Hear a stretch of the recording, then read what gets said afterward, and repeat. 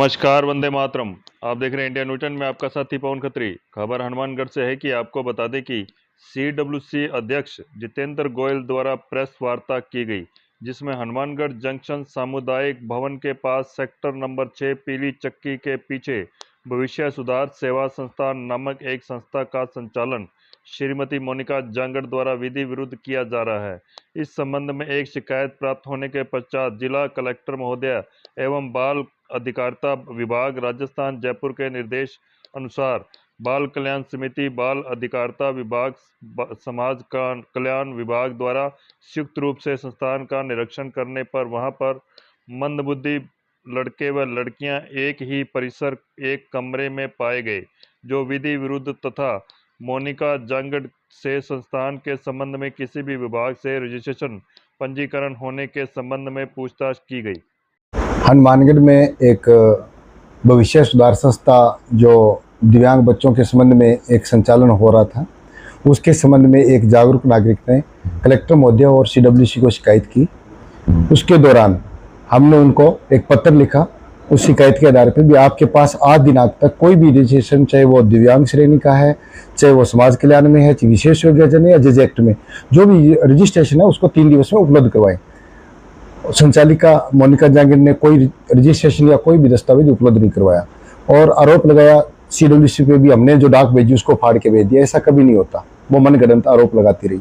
उसके बाद जो शिकायत करता है वो कलेक्टर महोदय और बाल अधिकारिता पहुंच गया जयपुर। वहां से हमारे को पत्र मिला बाल अधिकारिता विभाग का और जिला कलेक्टर महोदय का भी, ये जो विधि विरुद्ध संचालन हो रहा है इस संस्था का, उसकी आप जांच कर रिपोर्ट दें।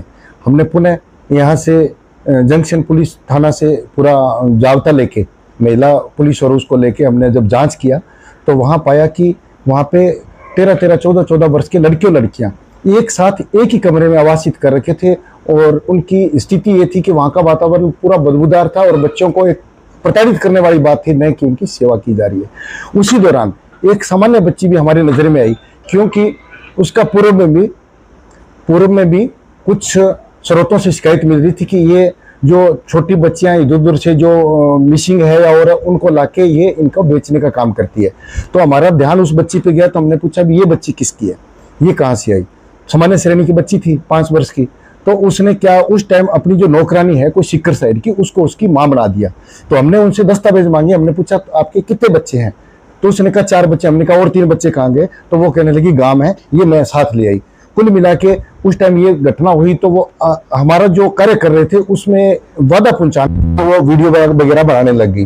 उनको कहा कि आप इनके माता पिता का एड्रेस दें हमें और पूरा फोन भी विवरण दें, तो वो कह रही है ये गुप्त है, आपको क्यों दें। और सीडब्ल्यूसी और बाल कल्याण विभाग और समाज कल्याण विभाग और बाल अधिकारिता नहीं देगी तो वो किसको देगी भी हम। तब वो बच्ची हमारे पास है, वो 3 वर्ष से, इसके बच्ची ने हमारे को बयान दे दिए हैं, वो 3 वर्ष से रख रखी थी, उसको विधि विरुद्ध है ये, और उसको बयान कर रखा था। इसका क्या होता ये तो भगवान जाने, लेकिन हमने समय रहते उस बच्ची का बचपन बचाया और वो बच्ची आज हमारे संरक्षण में है।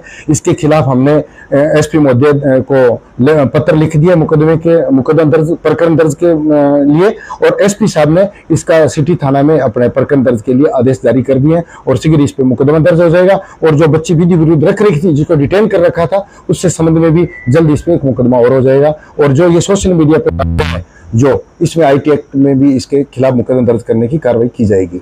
और लगा हुआ है, लेकिन उस स्पीड से नहीं लगा हुआ जिस स्पीड से हम काम कर रहे हैं। बच्चों